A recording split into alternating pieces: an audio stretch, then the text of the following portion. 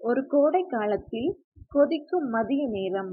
பறவை கூட பறக்க முடியாத அளவுக்கு சூரியன் மிக கொடூரமாக எரித்துக் கொண்டிருந்தான். காற்றில் ஈரமில்லை. மரங்களில் இலைகள் கூட உலர்ந்திருந்தன.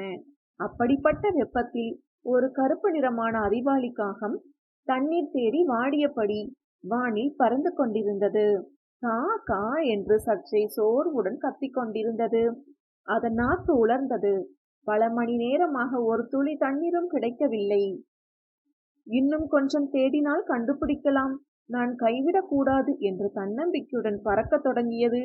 சில தூரம் சென்ற பிறகு ஒரு சிறிய வீட்டின் முன்புறத்தில் ஒரு மண்பானை இருப்பதை கவனித்தது.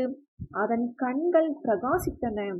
அட பானை, இதில் கண்டிப்பாக தண்ணீர் கிடைக்கும் என்று காகம் பானையின் விளிம்பில் அமர்ந்து உள்ளே பார்த்தது. ஆனால் உள்ளே மிக குறைவாக தண்ணீர் இருந்தது. என்ன செய்யலாம் என்று யோசித்தது.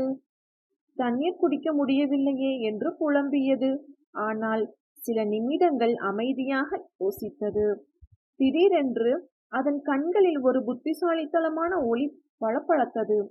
பானையின் அருகில் பல சிறிய கற்கள் கிடப்பது காகத்தின் கவனத்திற்கு வந்தது. ஆஹா, எனக்கு ஒரு யோசனை வந்துவிட்டது. அது தன் அலகில் ஒரு கல்லை எடுத்து பானையில் போட்டது. ஒரு கல், 2 கல், 3 கல். காலங்கள் கழிந்தது போல அது சற்று சோர்வாக இருந்தாலும் தொடர்ந்து கற்களை போட்டுக்கொண்டே இருந்தது. பானையின் உள்ளே இருந்த தண்ணீர் மெதுவாக மேலே துள்ளிக்கொண்டு வரத் தொடங்கியது. சில நிமிடங்களில் தண்ணீர் பானையின் விளிம்பில் வந்தது. காகம் மகிழ்ச்சியுடன் இப்போதான் சரி என்று தன் அலகை நீட்டி சுவையான குளிர்ந்த தண்ணீரை குடித்தது. அந்த ஒரு துளி தண்ணீரும் அதற்கு உயிர் கொடுத்தது. அது வானத்தில் உயர்ந்து பறந்தது. கதை இங்கே முடிந்தது.